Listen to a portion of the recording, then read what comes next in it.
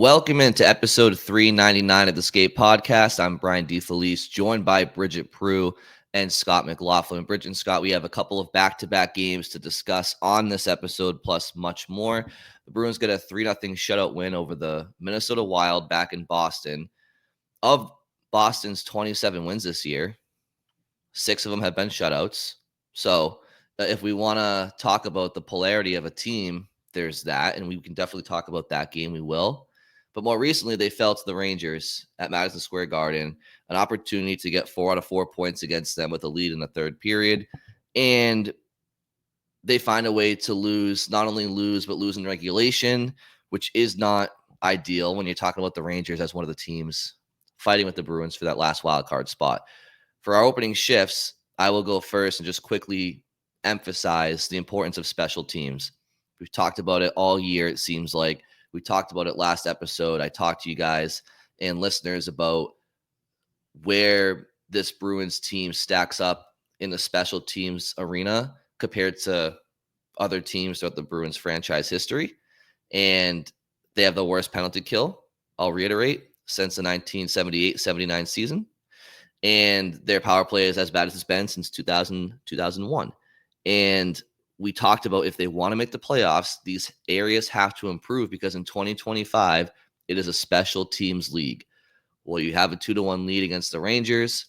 You're on the, you're on the penalty kill due to a Brad Marchand penalty and a scrum, which we can talk about. Was that a great penalty to take at that point in the game?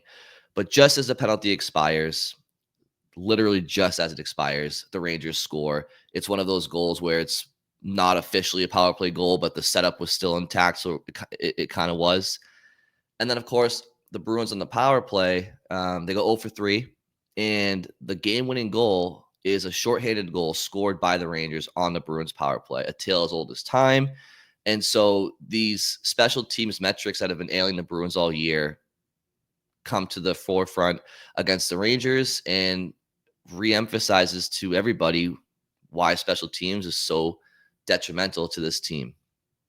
Yeah, and that broadcast, the TNT broadcast, did not sugarcoat their thoughts on the Bruins special teams. I mean, right out the gate, that Bruins first power play, they were like, "This is not good." Like they were watching it. I mean, they knew the numbers. Bizanet brought up, how bad they were on the power play numbers wise. In the bottom. Bottom 6 in the league in their power play percentage. Like he brought it up, and they wish they were only bottom 6. Yeah, they're currently 30th. So yeah, like he was bringing up that and like we do, and I feel like that broadcast talked about it more, like they didn't mince words as much as maybe some of the local broadcasts do, because it was bad from start to finish, that power play. There's been times, and especially yesterday, where I'm like kind of hoping the ref doesn't see a trip. Just like, maybe let that go. Just let him play it out 5-on-5, because then you see the shorthanded goal, and that was they have the third most shorthanded goals against. I think they have 8 shorthanded goals allowed against them this season. And, that's obviously not great. And the power play has struggled to score, but it's also been a detriment to momentum, and it's given up shorthanded goals. Yeah, it's been a disaster. And there's definitely more I want to get into there because it is just costing them so many games. But I'll go to my opening shift, which is that we heard from Don Sweeney at the start of the second period on the TNT broadcast. First time in a couple months we've heard from Sweeney, and most of it was about the Four Nations face-off and Team Canada stuff. But they did get in, I think, literally just one Bruins question about the approach to the upcoming trade deadline. And Sweeney, to me, sounded like someone who wants to believe that this team can still do something, but closed out his answer with the same acknowledgement that we heard from Cam Neely a few weeks ago, which he said, if we have more injuries or we don't do the job between now and the deadline, we may have to take a different path. And that's really, there's a lot of chatter online about his comments, and is he really still undecided? I think there's a lot to get into there, but by chatter online, do you mean you and Brian arguing on Twitter? That and many other people as well. Just want to clarify, I wouldn't say Scott and I were arguing, but back and forth. There was a back and forth. Yeah, a little back and forth. You're right, but far more than me and Scott.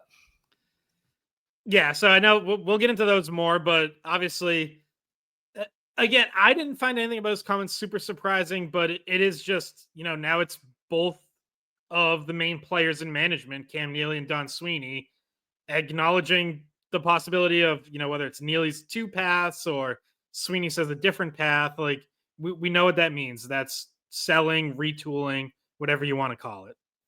I feel like it's a threat, though. Like, I almost feel like it's like a, hey, get your act together or we're blowing, like, you know what I mean? Like, it's like a mental motivator maybe a little bit too, to like reiterate that message that, it's not, nobody's safe if you guys don't play better. And like, maybe it's like it's a motivator as well. Maybe it's true completely. And it's, but I feel like the point of putting the message out there is probably to get attention to the team, like how serious it is to start playing better right now.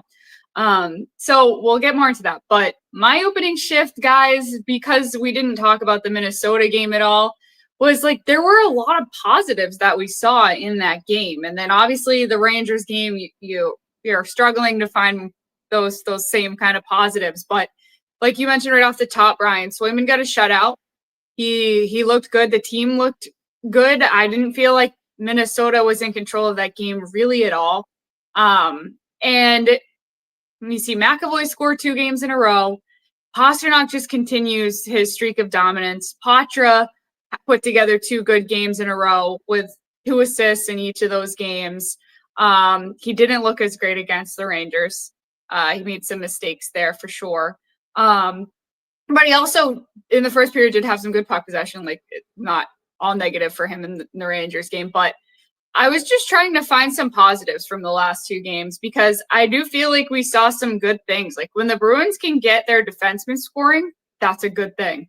With when McAvoy going to the net and looking as confident as he has, and Pastrnak looking as confident as he has, like those are 2 really big players to have going, and then Swayman, and this is something that the TNT broadcast, because Brian Boucher brought it up, we're talking about was, and I believe Lundqvist in the intermissions was saying it as well, which by the way, I think he's a great analyst. He's one of my favorite analysts to listen to, Henrik Lundqvist on the TNT broadcast. But just talking about, hey, if Swayman can get up to that performance that he had last year, that level that he had last year, maybe this team isn't in as big a trouble as it looks like.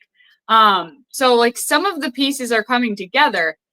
The problem is like we're running out of time to get to the trade deadline. And if you don't do it, it's not like you need to get it going before the end of the season. It's really more of you need to get it all working together before it's time to buy or sell. Because if you don't, then your team sells, then you're kind of giving up on the playoffs earlier, in March, rather than getting all the way up to April and then seeing if you make it in. So yeah, I thought that there were some positives, and obviously special teams just continues to hamper everything and kind of kill our positive vibes if we ever have them. So yeah, and that's really like that's the crux of the problem with this team, is that there are positives and you do see good games and good trends, and then there's always just the other shoe to drop right after. Like in this case, literally one night later from Tuesday to Wednesday. They can't put it all together, or even most of it together at the same time. Like Swayman's turnaround started really before Christmas. Like from mid-December to mid-January, he was arguably the best goalie in the NHL, and yet the Bruins still had a losing record in that time because everything else had fallen apart. The defense had fallen apart. The offense couldn't score. Special teams have been a problem all year. So it's like we've already seen Swayman play some great hockey, and this team still not win consistently. This entire month of January where Pastrnak was the best player in the NHL, Bruins still weren't winning consistently. Like it, yes, Swayman playing well and Pastrnak playing like this, like it should be something that you can hang your hat on and something that gives you some hope. And McAvoy coming back and maybe Hampus Lindholm after Four Nations, but we've just seen too many other things break and go wrong. And it's like, I don't know that I just don't know how you could have the optimism that it's just all going to come together here in the very near future. Like it hasn't happened yet. And 4 months into the season, like why is it going to happen in the final 2 months? Yeah, exactly. There are good things about this team. There's reasons to look at this team and say to yourself and make the argument, if you just get into the playoffs, you never know. They got a big blue line. They can get fully healthy. They got a goalie who's capable of stealing games and potentially series. You got one of the best scorers and playmakers in the world in David Pastrnak. Like there are ingredients there where you could make the argument they should make the playoffs and see what happens. And I'm not here to piss on that and say that they shouldn't try to make the playoffs. What I'm saying is if they make the playoffs, it should be while responsibly handling some assets that the Bruins don't think are going to be in Boston next year. Because I don't think trading Trent Frederic, for example, who had a great game against Minnesota, it was great to see his skating game like once in a while, because when he brings it, but that's the case with all these NHL players. These guys are all in the league for a reason. When they bring their game on any given night, any of these players can truly be effective. But the NHL is very hard to be consistent at, which is what separates good players from great players and bad players from good players. And like if you trade Trent Frederic hypothetically, and Fluto Shinzawa had an article in The Athletic not too long ago about certain contenders and what the perfect trade deadline fit would be. And for the Tampa Bay Lightning, he had Trent Frederic as somebody who would be a perfect addition to the Tampa Bay Lightning. And they projected that he would go for a second rounder. And I think I think that was written by someone else. I think Fluto might have shared it. Okay. Yeah. Yeah, it may have been a collaboration because there were other teams involved, but yeah, it was under Fluto's page, but maybe it was a different author. But in any event, they had Trent Frederic going for a second round pick, but noted that because the deadline is competitive, you could potentially get more for him. Anyway, my point in bringing up a hypothetical Frederic trade is if the Bruins moved on from Trent Frederic and guaranteed that they're not going to let the asset go away in the summer for nothing besides alleviated cap space. And if the Bruins are planning on signing Frederic for a fair contract, that's a different story. But if Boston knows he's not going to stay in Boston, you can trade Trent Frederic and still make the playoffs as the Boston Bruins. Like he's got 15 points in the year. You can't just look at somebody's potential and what somebody's done in the past, because of course he has the potential to help the Bruins and he's done it in the past, but you have to look at what's going on right now. And he's not a huge factor in a Bruins playoff run. Okay, Brian, if you trade him to a contender, why is he good enough for a contender to have for a playoff run as a rental? Because maybe he hasn't re-signed with another team that takes up the deadline in the summer. Why can't the Bruins use him as their own rental? And I would say the reason is because the Bruins aren't a contender. Like it depends on who we're talking about. I don't think keeping Trent Frederic for the Bruins as a rental for the playoffs, if they make it, if they plan on not re-signing him, is as, risk adverse as a contender. Because on a contender, yeah, you might let Frederic walk in the summer and he's a rental. But if he's like the final piece of a team, that's different than being one piece of a Bruins team that has so many flaws, it doesn't matter.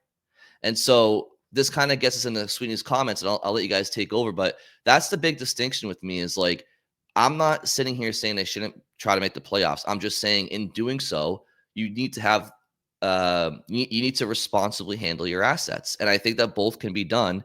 And I don't know why that it has to be so black and white amongst, fans and media. But I think there's a whole lot of gray to this. I think emotions is probably why people are like, just blow it up. Like, just frustration, emotion. Like, that's what makes people say that rather than something more nuanced. But I agree with you, Brian. Before we get to Sweeney's comments, I wanted to read the quote that Sacco had about Frederic, because I thought and to me, it sounded like a very backhanded compliment. So he said, it's great to see other guys contribute offensively. You need secondary scoring in the league, and he's been a guy that hasn't really scored much lately. He was moving his feet tonight. He was skating. When Freddie moves his feet, he's a different player.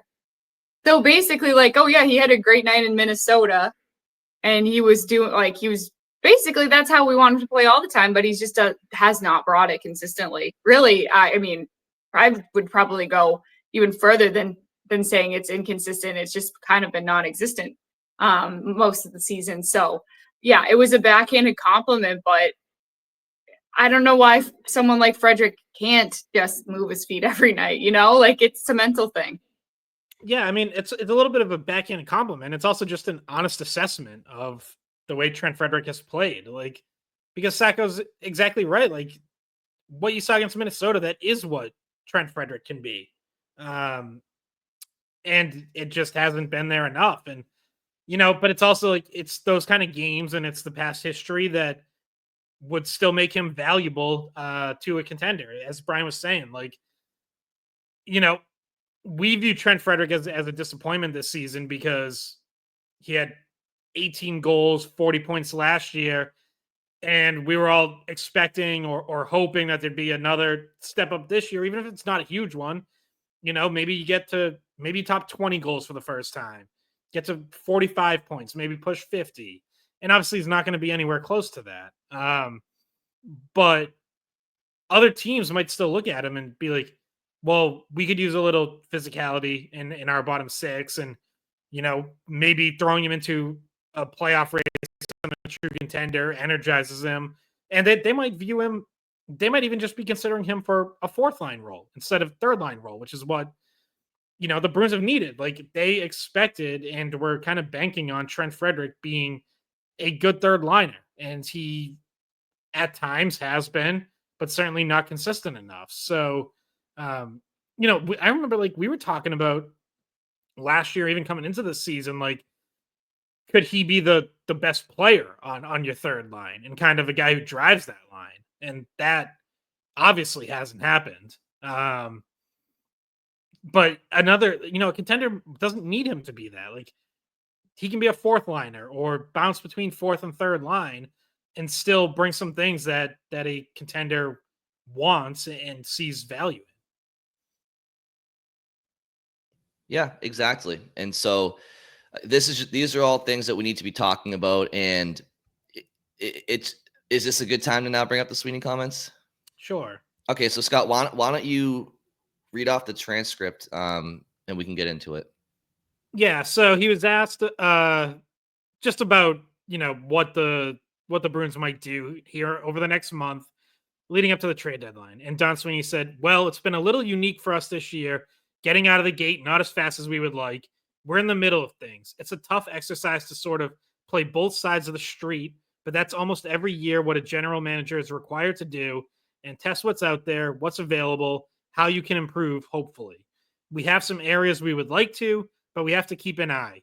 We've missed Hampus Lindholm all year, at least the last 40 games, and it's affected our group.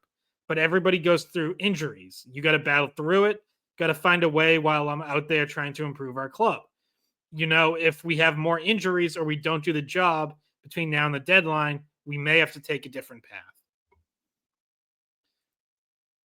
So Scott tweeted that out, and basically I quote tweeted it, and my commentary was, I don't have the tweet up in front of me, but it was something along the lines of this whole, we'll figure it out in a month as it pertains to the deadline just seems short-sighted to me, and it's lacking a bit of self-awareness. And I find it kind of insane because I think that you shouldn't just wait until when you're a team like the Bruins, where on points percentage, you're 20th out of 32 teams in the NHL, you're 25th in goal differential, you're 30th in the power play, and you're 23rd in the PK.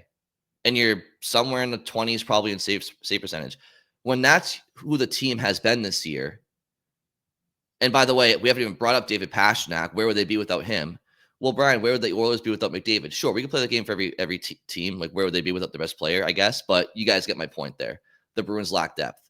So for a team that truly is by the metrics like a bubble team or a team that could go on a deep run, I understand, waiting a little bit longer to the deadline to see. Every Bruins metric tells anybody watching hockey that this team should not be buying at the deadline. And so I just find it quite insane that Don Sweeney is still floating out the possibility that we might be buying still. And I because of what I said earlier about the Bruins still being able to make the playoffs while still responsibly selling a piece or two, he's not seeing the forest through the trees. And I find it insane because you shouldn't be waiting until the deadline to be like, okay, now we're selling. Who wants Freddie? Like, I think that's why I said call me crazy, but I feel like he should be prepping now, on the phones now, a month out, because a month comes and goes quick, talking to other GMs. And maybe he is, but that's what he should be doing, is figuring out how he can move some pieces and what the market is for some of his players. Now, Scott responded to me saying that what benefit would there be to air out on national TV what his trade deadline approach is. And that wasn't what I was implying at all, because I wasn't saying he should have been airing out if there were buyers or sellers. My point is, I don't think he knows. That's my point in all of this. If he knew, are they buyers or sellers? Sure, keep your cards to your vest. But based off of Cam Neely's comments about, we'll see where we are in the standings come March, essentially, and then Sweeney's comments on the broadcast saying, I want to improve, kind of, let's see where we are. Yes, if we go south, I get all that. But my problem is, it shouldn't even be a question right now. It shouldn't be. And this has nothing to do with the TV broadcast. I genuinely think that Sweeney feels this way. He's going to wait until after Four Nations and see where they are in the standings about a week before the deadline. And I just think that that's not giving him as much time as he should have. So, I think I've been on this train for a while, and I still disagree. Like, I guess the argument that if he picks a path now and starts selling off pieces now, you think he gets more for it? No, I'm not saying he should be selling pieces now. I'm saying in his mind, he should stop fooling himself that he could potentially be buying, and he should be thinking about how he wants to handle the deadline in March. I'm not saying to trade people now. Like, what's that? I'm sure he is. I mean, we really think like Don Sweeney's put. I mean, I know we all like to rip him, but like, we really think he's put zero thought into this so far, and he's just gonna get back from Four Nations and be like, all right, oh shit, trade deadline's in 2 weeks. All right, what am I doing? Like, I think we gotta give him like a little bit more credit. Yeah, sure. I'm not saying he's giving it zero thought. Clearly, they're weighing their options. But what I'm saying, Scott, is there shouldn't be the option in his mind of buying. First of all, who's out there right now that's going to make a huge long-term impact for the Bruins? You want them to go out there and sign Brock Nelson for, No. Like, my point is, like, they're not facing up to the reality of who their team is this year. And I'm not saying not to stay competitive and try to make the playoffs, but this team should not be going out there and buying and keeping all their UFAs on the roster for a playoff run. They need to sell some pieces, and again, maybe they will. I'm just saying, if you look at their team numbers and who's available on the trade market, JT Miller's gone. Is Elias Pettersson out there still? Don't think so. Like, this team has way too many warts, and I just think that they need to be realistic and stop being short-sighted. Any time that he spends thinking about, oh, maybe we'll buy if we're is time that he's not spending on exactly what he might have to do. That's all I'm saying. I'm not saying he should go out there and trade Trent Frederick today or tomorrow. I'm not saying to make any moves until the deadline, but he should be focusing solely and giving all his energy to what needs to be done, as opposed to a pipe dream of, oh, maybe we'll buy. Why would you buy? Well, does buying mean it has to be a rental? No, but that's why I'm saying, tell me who's out there right now that you think would be a non-rental player that would make this team better. So we don't know, but again, there's a month to go. Like things can change. So you shouldn't, in my opinion, just shut that door. Like you should be open to, if someone does get freed up who you think can help, not just this year, because I totally agree. Like, you are not adding rentals. At least they shouldn't be. But if someone with some term who you think can help you for 2, 3, 4 years shakes loose for one reason or another, like, you should absolutely be open to that and leave yourself some flexibility to potentially pursue that kind of player. So I Okay, am. wait. I gotta get a word in. So, Brian, Yes. you're killing me right now because you started out like you think it can be a nuanced view, right? Like, you can look at it, and then all of a sudden it was like, no, sellers. That's not. I felt like you changed your mind at some point. No, that's not what's happening at all right now. I said at the start of the podcast, you can make the playoffs while still selling some pieces. That's what I said. Well, and Which I think is everybody agrees. Yeah, everybody agrees with that. I think that the difference is, like Scott said, if you're going out and having a deadline like you did during, the historic season where they had the most regular season wins, and you're adding rentals like Bertuzzi, who then, like, you gave up a first round pick for, and then he's gone a few months later, like, that is absolutely not the direction that he is looking. And I doubt, like, that would be off the table. Like, even the Pat Maroon edition, like, that would be off the table. You don't, like, why give up assets for a rental? You're in the other boat. You're selling your rentals. You're not adding rentals. You're not throwing like all your cards down and, like, going all in. So yeah, I think that what we're looking at here is selling rentals, not buying rentals, inquiring on players that you see in your future that they maybe are only available now, and you're just testing, and you're seeing, like, more of a, hey, these are just guys that we've scouted out. Our organization thinks it'd be a good fit. Let's just see if maybe they're interested in our rentals or our whatever our package might be that we're willing to give up, that kind of thing. And I don't think it's going to be anything ridiculous. Like, they're not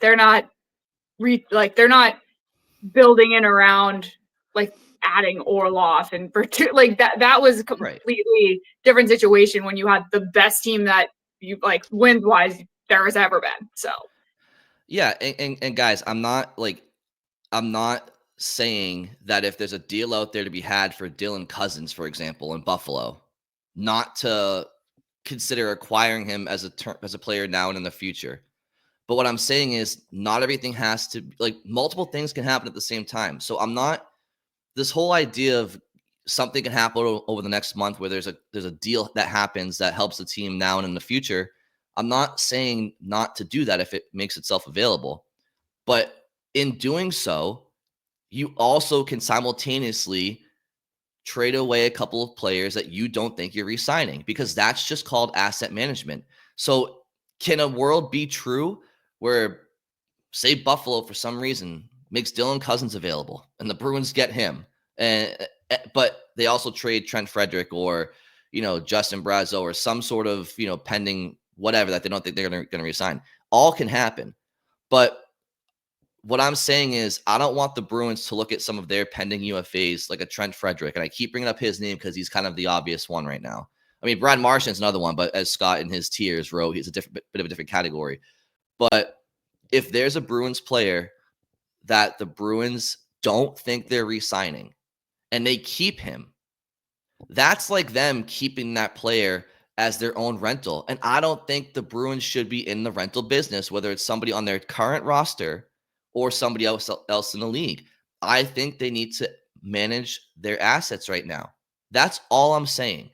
So, like, I view if they know Trent Frederick's gone, they're not re-signing him, and they keep him for a playoff run that, by the way, probability-wise, isn't even going to happen because the odds are the Bruins are missing the playoffs. To me, that is terrible, terrible asset management to use them as their own rental. That's all I'm saying. And I totally agree. I just think, like, can we wait for it to happen before we rip Sweeney? Yeah, 100%. So, but do we know that Sweeney is thinking that way? No. Yeah, because I think they are not going to trade for a rental, and I also think that they are going to trade away Trent Frederick. Like, that's what I think is going to happen. Now, I reserve the right, just like everyone, to rip them if that doesn't happen. Yeah, you're right. If they trade any asset to bring in a rental, that's a bad decision. If they keep Trent Frederick and then don't re-sign him, holding on to him was a bad decision. I will be right there with you criticizing that. It hasn't happened yet, and I don't expect it to happen. Like, I actually do think this is what they're gonna do. Is like, any addition is gonna be someone with term. It's not gonna be short term. And I do think they're gonna move again, at least Trent Frederick, and possibly poke around on other guys. Like, Justin Brazeau is an interesting one because I think he had some value for most of the season, and that's one where, like, now he's kind of been struggling recently, and hasn't been putting up points. His minutes have gone down. I kind of wonder, like, what even his value would be at this point right now. I also wonder if he gets a little bit hot where he scores 2 goals in 2 games. Do you try to capitalize on that before he goes cold again? There's one point in the season where he was like the only hope on the power play. Yeah, I know, and it's tough because it's like he's been on the 4th line, which I don't really think is the ideal spot for him, but he also hasn't really been playing well enough to stick on the 3rd line. So he's sort of like stuck in between those 2 things right now. But like, that's another one that I think they at least listen on. And then there's everyone else we've discussed. Like, Morgan Geekie is an RFA, so there's some team control there.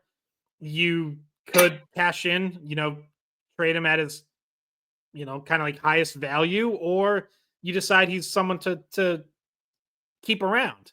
And then there's the core pieces like Coyle and Carlo with some term that we think, they could or maybe should explore moving. Like, I'm open to all of that.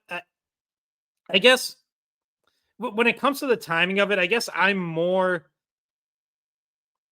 as much in the camp that, like, getting out ahead of it kind of guarantees that you get more. Like, I think you can get stuff done the final week leading up to the trade deadline. And in the case of a Trent Frederick, like, honestly, you can wait till the last day. Like, those are the easiest deals to make, is the bottom 6 rental forward. Like, those prices get set pretty well in advance. So that's a pretty simple, just turn that move over. Like, it's not going to be a complicated deal. You're not going to have to deal. You're not going to have to get a 3rd team involved for salary retention or anything like that. Like that, if you want to get that deal done, like, it gets done in like a half-hour phone call. That's true. Like, and that is the true counter argument to what I was saying online. It's not he wouldn't say his plan on TV. It's that, Brian, he doesn't need to know right now because deals get done at the last hour at the deadline, and that's fair. But that still frustrates me that, like, they have this delusion about who they are this year. But in any event, yeah, like, I think we can probably move on from this stuff. Yeah, just one other note I would make, because I was looking at this last night, is we also kind of we start thinking that, like, everything's happening because there's been some deals made now, and obviously the market is moving, right? Like, Colorado, Carolina make a major deal. Dallas goes out and gets 2 players from San Jose. Calgary and Philly make a trade. The Canucks get Marcus Pettersson as well. But, like, if you go, yeah, the Rangers obviously getting JT Miller.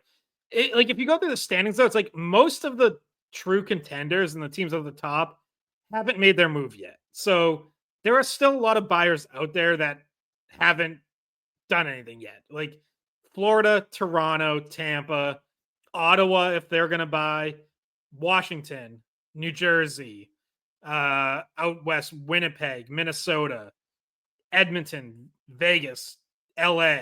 Like, that's still like a lot of teams that are going to be looking to add that haven't pounced yet, even though some teams slightly lower in the standings have made some pretty big moves so far. This kind of thing brings me up another point that I wanted to say to you guys, which is because despite the last 20 minutes, I'm really not a lot of it's kind of for show because we're doing a podcast. I'm honestly not too worried about the trade deadline. I don't think it's life and death when we're talking about a couple of these players.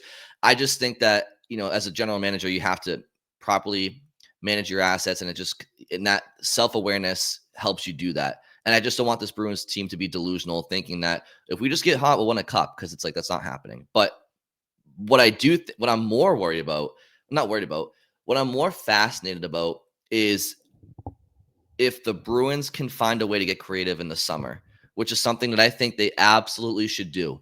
And I know I texted you guys something last week, but I'm not going there. I'm going to be realistic here for a second.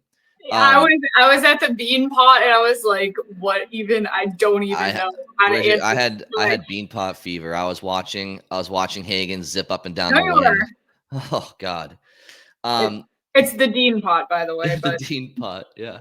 Which we can get into the Dean pot as well. But so right now, as it stands, the Bruins would have the 12th or 13th pick in the draft if we're going off of points percentage. I think they're 20th in the NHL in the standings on points percentage. And that got me thinking, like, I just feel as though the Bruins, if they could target somebody, let's just say hypothetically the Bruins finish with the 14th pick in the draft. Could they find a team, maybe call it 6 to 10 range, 8 to 10 range, where they would say, oh, Boston, you want to give us your 14th overall pick, and we get Brandon Carlo as the top 4 defenseman for our insert team here. Maybe it's a contending team that thinks he's the missing piece. Maybe it's sorry, it wouldn't be a contending team. It would have to be a younger, a rebuilding team as like a veteran on the blue line. Oh, we'll take the 14th pick and Carlo. Yeah, okay, here's our 8th pick. Or, 14th pick, Carlo, like, is in something else. Is there a way, would you guys think the Bruins should get creative and maybe try to move up a couple of places in the draft? Because there is a difference between a top 10 pick and like a mid-round pick. There just is. There's mid-round picks that go all the time that end up being franchise players. But that probability of finding a top 10 player that could potentially be put right in the system as a center iceman, not with the NHL club, but they would instantly be your top prospect, most likely. Is that an avenue that you think the Bruins should try to explore? Yeah, I mean, if there's a player you want to target, absolutely. I mean, we know Sweeney back in we always talk about 2015, but like we know Sweeney tried to move up in that draft. Most likely to target Noah Hannafin, although I think Zach Werenski was also a target. Yeah, I mean, so I just pulled up. This is just one person's ranking, but it's Corey Pronman of The Athletic, who is pretty good. I would say one of the top kind of draft and prospect analysts. And this was late January, so this is recent, kind of tiered the first round of the draft. And so right now, where you mentioned that the Bruins would be like around 12th, 13th, he has that as tier 4 is picks 9 through 15 as kind of a tier. So then could you trade up to tier 3 is picks 6 through 8? And that's Victor Eklund, Roger McQueen, Anton Friendel, names that probably don't mean anything to Bruins fans right now. But if this is like where the Bruins end up picking, I think we'll get very familiar with some of these players. And then there's another tier in the top 5 and a single tier at the top with defenseman Matthew Schaefer. So, yeah, like, can you move, like, again, if say this kind of becomes the consensus, like, can you move up a tier from 12 to 8 or 7? It's absolutely worth exploring. Like, if you value those players enough and you think there's enough of a clear separation there, sure, you can try to, but obviously it's tough to do because those teams that have those higher picks, if they also view those tiers similarly, like they're going to be like, no, I want the guy here. I want to just stick and make this pick. There's guys at different positions in these tiers. So like chances are you can find something you want, but you never know. Like maybe someone who's at the end of one of those tiers, wanted a defenseman, and there isn't one left in that tier, and so you trade up for a center, and they figure, yeah, you know what, we can still get one of these next couple defensemen at 12. Like that does happen pretty often. I think even this most recent draft, there were a couple of those kind of like small trade backs. So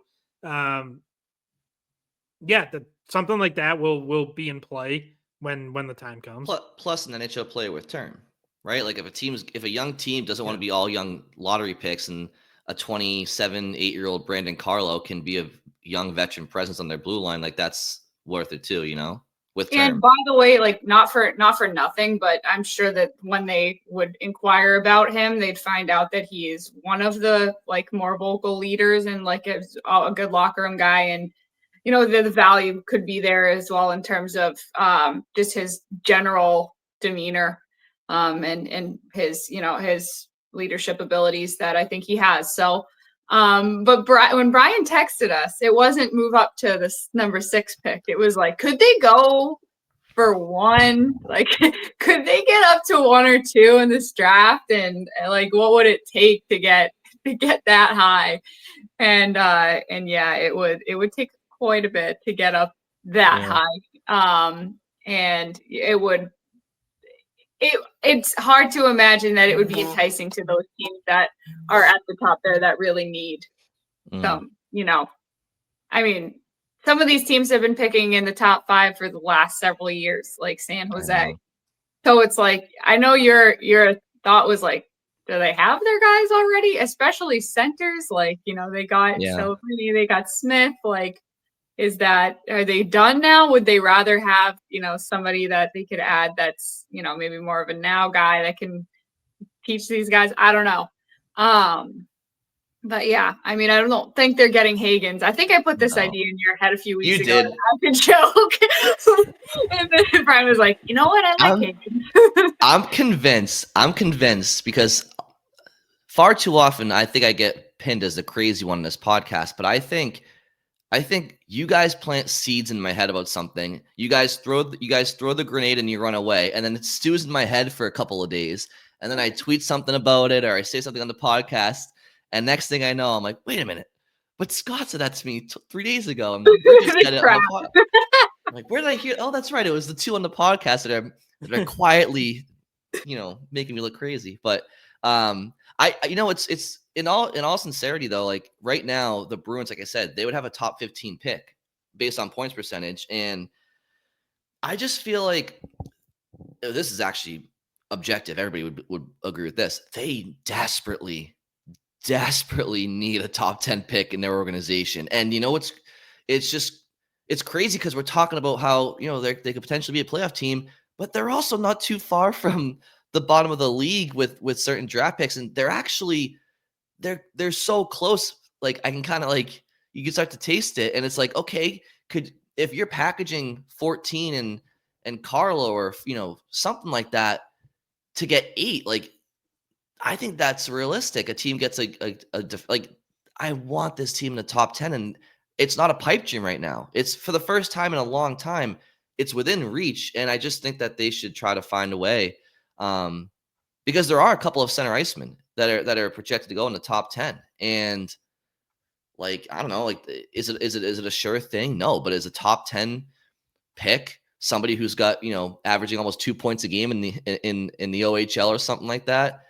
I think we would be thrilled to have that prospect in the Bruins system. Yeah, it's never a sure thing, but the probability is much better. And I just think it's right there. And this is kind of why I project a little bit into like the sell, because I just think like they're so much closer to getting where they want to be short term and long term by just leaning in to the reality of the situation right now. For 20 games, we're almost there. Like, isn't it so much more? And to my original point in the podcast, they can sell pieces of somebody to playoffs, but like the idea of it sucks to think of a Bruins team having to sell at a deadline. We're not used to that. But if you could tell the three of us, hey, they got 25 games left, and then they could be right back at it next year, as opposed to prolonging the inevitable, continuing to just punt on asset management. Then we're going to get to a day where we're going to have to endure a whole season of this. And I don't want to do that. And I just think that they're so close to what could help this team long term. One of those things could be moving up into the top 10. And when you have a top 15 pick of your own, it's a hell of a lot easier to convince a team in the top 10, hey, do you want to go from 9 to 15 plus you get one of our best defensemen? Oh, okay, yeah, we'll drop four spots. I don't know. I just think that they're right there. They can make some things happen here. Yeah, and I'll also say this is going to be an interesting draft when it comes to just kind of how the board shakes out, because I'm not going to pretend to be an expert on this just yet. Hopefully, I will be by the end of June. But it seems like people generally think there's a top 4, maybe 5, and then a lot of uncertainty. So, I mentioned, Corey Pronman here has, a tier ending at 8 and then another 9 to 15. Someone might just have 5 through 20 are all kind of just jumbled together. It's going to be interesting to see how people feel about this draft as it gets closer, because I think the general feeling right now is it's not a super strong first round, and especially falls off after the first 4 or 5. So, but again, all it takes is, a couple of these guys pop in the second half of the season, wherever they're playing, or, teams just evaluate players differently. But, it's also possible that one of these guys who's projected in the top 8 to 10 right now slips. Maybe there's some minor concern there that allows a player who right now people are thinking of as a top 10 pick to even fall to you at 13, 14, because that also happens a lot. This past draft, I think everyone had Zeev Buyem out of the University of Denver as a top 10 pick, and he slid out of the top 10. Eiserman. Yeah, Cole Eiserman fell all the way to 20. That happens every year too. But the Bruins were unfortunately picking at 25, and he went at 21. So they were still pretty far back to get a guy like that. So I may end up with Dean Letourneau. So Dean Pot, baby. Dean Pot. Dean Pot. I tweeted, I said, got good tickets to the Dean Pot, and a picture of Dean Letourneau right in front of me. And somebody thought that I was drunk and spelled it wrong. I was like, you guys, you're not in on the joke, okay? Meanwhile, BC Twitter ate it up. I ended up on BC Barstool. I was like, oh gosh. Bridget's I was drunk, but I didn't make a mistake. But I meant to write Dean Pot, okay? Yeah. I was enjoying my time. No, I was fine. But yeah, of course, Scott and I were both there. I was there as a fan, sitting 5th row, because I prefer to not even feel like I'm at work at all. I want to be the opposite view that we have at work. I want to be as close to the glass as I can with my IPA, and just didn't even attempt to come see Scott. I was like, I'm not talking to my coworkers. I'm watching this hockey game. It is not work. But of course, people pointed out to me that Monday was my only day off, and I did decide to go to a hockey game, 2 hockey games. So this was your day off from hockey, and you drove to Boston to go watch hockey. Yes, that's what I did. You're married to the game, Bridget. You're married to the game. This was my best idea. I was like, you know what? We should go. But you know what? Dean had probably his best game. That was a good. He almost scored his first goal of the season. It was so close. He actually had the most shots of anyone on BC that day somehow. Yeah. And as I pointed out, and yet he was still one of only 3 BC players who did not have a point in that game. An 8-2 blowout win. Baby steps. He deserved it though. He deserved it. He played well.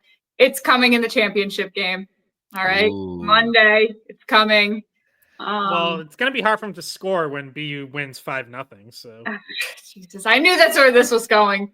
But I mean, it is going to be harder for him to score on Yegorov than it was on White Cloud, because that was a bad game. But yeah, it was more likely in the first round. I guess I will concede that. I am so fascinated to see the impact that Ryan Leonard has on the Capitals playoff run this year. I know people think he might go into I think he's going to go right into their top 9, but yeah, don't mean to divert us, but I see him like stepping in as a third liner right away. Yeah. Scott, you mentioned the fact that scouts aren't calling this a very deep draft or a strong draft. I'm curious, maybe if we ever get Chris Peters back on again, I'm curious if there's like a study out there about projected strong drafts and weak drafts, and then how they actually turned out to be. Like, this is supposed to be a weak draft, but it actually was one of the best draft classes. I would imagine that strong draft classes pan out more than the weak ones projected, but into actuality. But I'm curious if that one, like the last time that happened, where it's like, yeah, this is going to be a weak draft class, and then it turned out to pump out like 15, 20 like solid NHLers. But maybe that's an exercise we can do next episode. No, or in the summer. Yeah, no. We might have gotten way ahead of ourselves in the last 10 minutes here. Hey, you don't come to the skate pod for game to game analysis. We go big picture sometimes, but we can go small picture too. And Scott, I don't know if you're chomping at the bit to say something, but I was going to bring up the MV Pasta, David Pastrnak, going off of your last opening shift last episode, just continues to carry this team. And from, well, let's see, what did I say here? Dating back to January, the start of January, Pastrnak, where is it? Okay. He has scored 29% of Boston's goals, has a point on 58% of Boston's goals since the start of January. One of the biggest shames of this season, if they miss the playoffs, is, a prime Pastrnak not being able to sniff the postseason this year. But wow, just if you guys have any comments on him and his play. Yeah, I mean, he's been awesome, and I was, it's fun. Like, maybe I'll still write at some point, but yeah, my opening shift last pod was that he could still get into the MVP race. He probably has to drag this team into the playoffs. Generally, the NHL is not a league where someone on a non-playoff team wins MVP. Doesn't happen very often. But the kind of the second part of that is like, this is a little bit more of an open MVP race than usual. No one is running away from the pack in terms of points. Like, Draisaitl's got 81, McKinnon 80, Kucherov 77. And so, yeah, it's like Pasternak's a little further back at 67, but he's made up a ton of ground on everyone over the last month.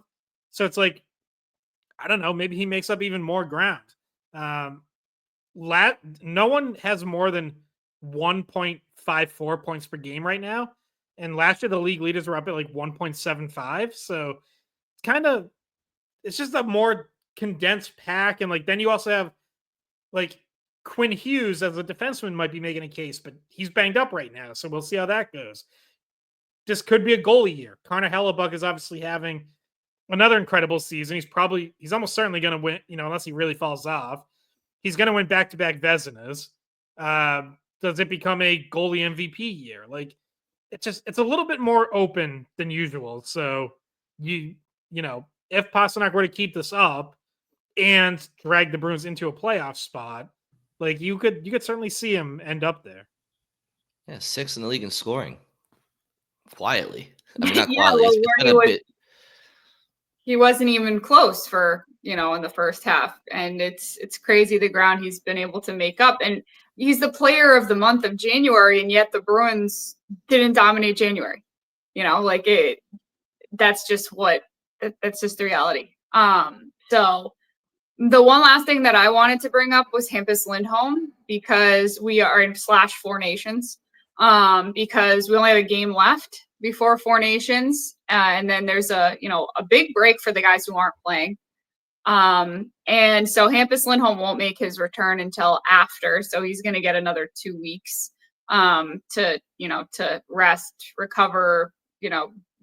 We didn't know if he was going to maybe get in before, because he had seemed to be trending kind of like McAvoy. They were both practicing in full contact. And but no, he's going to be out until after Four Nations. Maybe he can give a little bit of a boost to the team. He was doing better on the power play as the quarterback. So, you just hope that has some sort of effect. He was he was an offensive threat on that power play, probably their best and then he was out for 40 games, which is, that's rough. And the injury that he had is not an easy one to come back from, based on the reporting, not confirmed by the team, that it was a patella injury. And yeah, that's a bone that's, you don't want to mess with that one. I just had knee surgery. So it's not a fun rehab process. But he didn't even end up having surgery. It just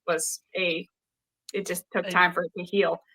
I think he might have had a minor surgery as part of it.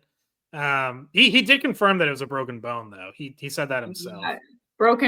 We think broken patella from blocking a shot right into the kneecap. So, but anyway, my point being that this is maybe a glimmer of hope on the horizon after Four Nations. And also, side note, I'm very excited that we get to be at the Boston games, and just like, it's almost like a mini version of the Olympics. And I've always loved the Olympics. So we're going to get to see a lot of really great players in Boston. I have no idea what those tickets are selling for, but I imagine they're pretty expensive in Montreal too. But me and Scott both aren't going to be making that trip to Montreal. It just doesn't work out. I have 3 broadcasts I'm not going to miss. So, but yeah, super excited for that. And then maybe like McAvoy, and I don't know if Swayman's even going to play, but like maybe guys get a lift from playing for their national teams and they come back, and like you could spin it in a positive way, guys. Like maybe there's some good for the Bruins to come out of Four Nations because they're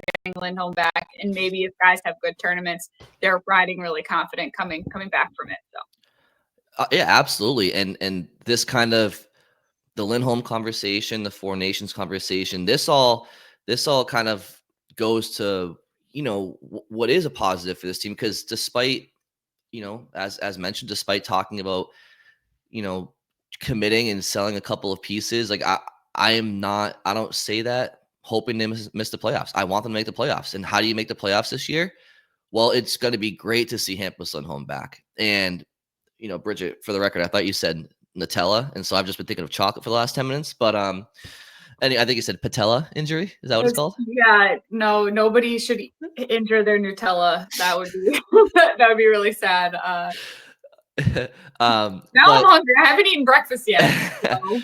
But Joe Sacco talked about Hampus Lindholm coming back, and I found there was an interesting question, Scott. I'm not sure if you were in the scrum, maybe you know who asked it, but brought up the idea of bringing him back after Four Nations, because the rest of the league, minus the players involved in the tournament, they'll be having some, margaritas in Mexico somewhere on a beach, and they'll be a little bit rusty, maybe coming back from break. And that could be a good time to integrate Hampus, who's missed 40 plus games, into the lineup where everybody's kind of dealing with a little bit of rust right away. And I think that question was interesting. I'm not saying Boston thought much about that, but it is interesting to think maybe when he comes back, he'll be able to get some confidence and reps a little bit more on the same page as if he was coming in right now before Four Nations, when everybody's been going for 4 or 5 months here. Yeah, it definitely could be a benefit that you're not jumping right into everyone sort of playing at their peak. I think as much as anything, it was just about playing this as safe as possible and making sure that they're not rushing him, because it's a tough injury to come back from. And, if you were able to catch any of the practices where Hampus Lindholm has been out there, it's like, I don't want to make this sound like he looks uncomfortable in terms of like he's still hurt, but like you can tell he's figuring out how to skate with essentially like a rebuilt kneecap. He's had a brace for a while. I don't know if he's going to play with that or if he'll be able to ditch that before he gets to game action. But like you can just tell, like he kind of like he's like grabbing it, like adjusting it a lot. Like you're just trying to. It's just not what you're used to. So I think that process is probably even going to continue once he plays games where like there's going to be a feeling out, and it's he's gonna like the first time he takes a shot off the knee, like he's gonna be holding his breath. Like it's. Let's like he doesn't take any shots off the knee. Let's not do that. But realistically, like it's gonna happen. I mean, this guy plays a lot of defensive zone shifts and penalty kill, which I don't know if he'll get back on there right away or if they'll manage his minutes. But like, even if it's not a shot, a collision, a hit, banging into the boards, like what it's gonna get hit. You're an NHL defenseman. Like you can't just guarantee that your knee's not going to get hit. So bubble wrap that guy's knee right now. Yeah. Just bubble every game. Just bubble wrap that. Get it out there. And by the way, and you guys might not. Well, no, Scott, you probably know this because you broke your leg at one point.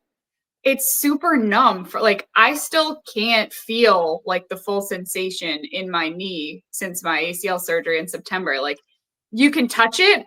And it like doesn't, you know what I mean? Like Scott, you might know, but like it just doesn't feel the same. Like if you poke it, it doesn't really react. The nerves and everything are still like they're still damaged, and there's still parts of your knee that are numb. So I don't know if that helps or hurts, but it definitely makes every movement feel a little bit different than before. One other player I wanted to bring up quickly and give him his flowers is Michael Callahan. I think that he's been a really good story, and I think for the most part, he's just been a steady player for the Bruins. He's had his moments, I'm sure, of learning curves, but I just wanted to bring up him real quick because of Hampus's injury and just other reasons. The Bruins have had to kind of dip into their system with left shot defensemen, and Callahan's been a good story, and I want to get you guys' comments on him, and also maybe Bridget more so than Scott, just because you're so in tune. But one thing that Don Sweeney has done really well, in my opinion, over his tenure as GM has been identifying NCAA players, whether they're drafted or undrafted, and maybe they just fell out with their team they were drafted by. So maybe go with Michael Callahan first. But are there any NCAA players, Bridget, that you know of that are undrafted or are drafted, but maybe are falling out with their team that the Bruins could be potentially eyeing for their organization at some point?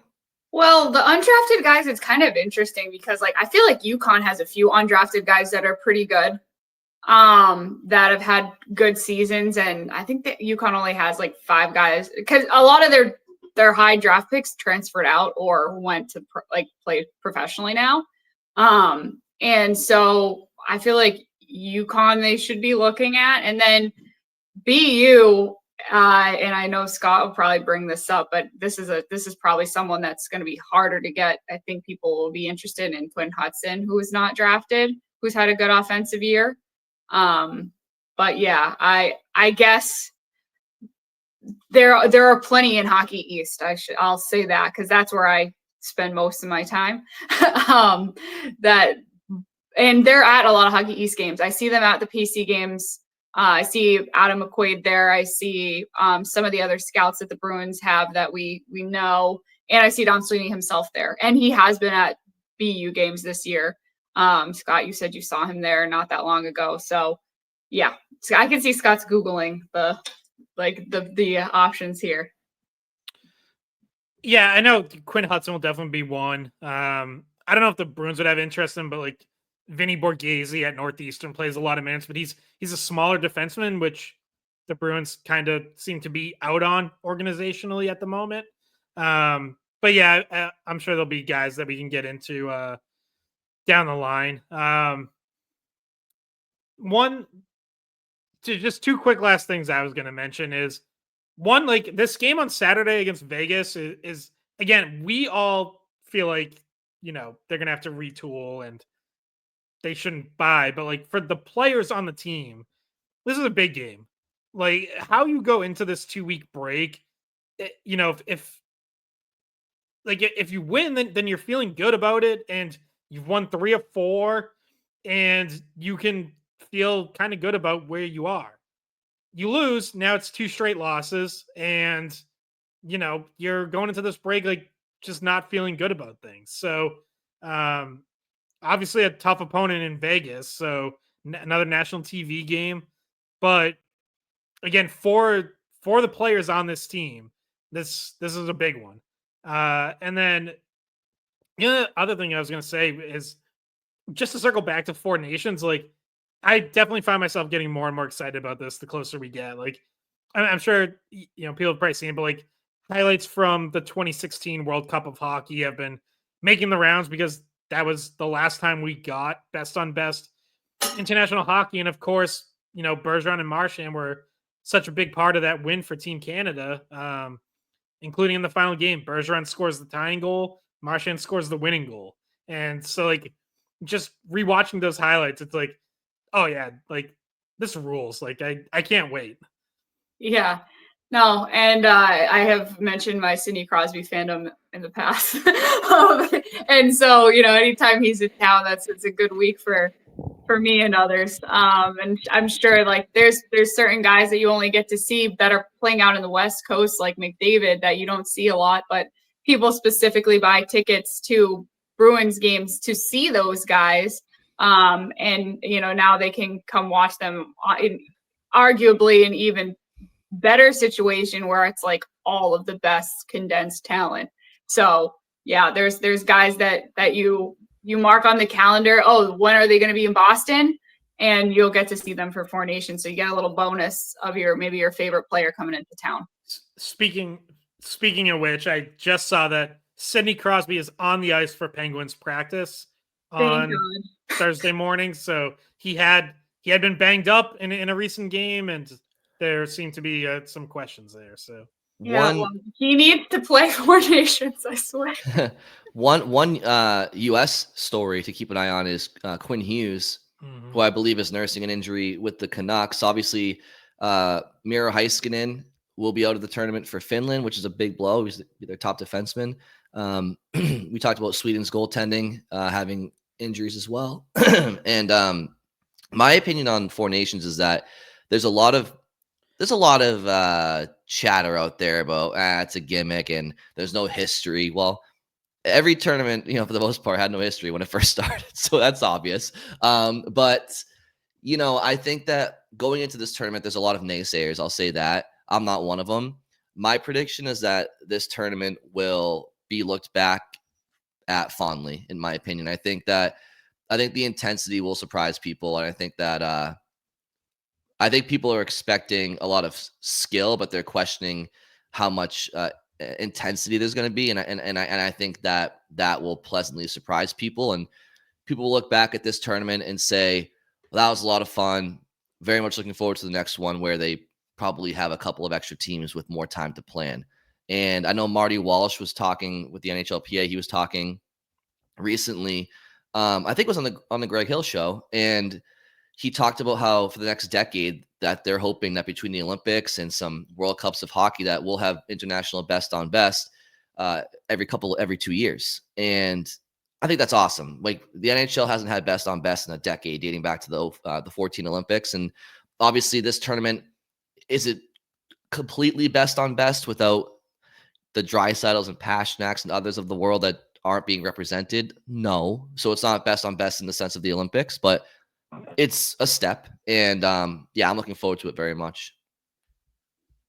Yeah, and on Quinn Hughes, like, a lot of people have had him penciled in as Charlie McAvoy's partner, as that being the top D pair for Team USA potentially. So, that would shape it. It would be a huge loss for the US, obviously, if he's not able to play. It sounds like it's kind of very borderline at the moment. He's an irreplaceable talent, Scott, but who would be that that first call, do you think, potentially for a spot? I don't know. I'd have to look at it more, because would they want Would if they want it to be another power play guy? Like, would they want it to be another offensive guy, or would it just be whoever is the best defenseman who's next up? I think we've lost Bridget, so I feel like it's time to wrap up anyways. Her phone overheated. So yeah, that's a good place to stop. So thank you all very much for listening, and we'll talk to you soon. Hey guys, thanks for watching the Skate Podcast. If you want to see more of our videos, visit our playlist.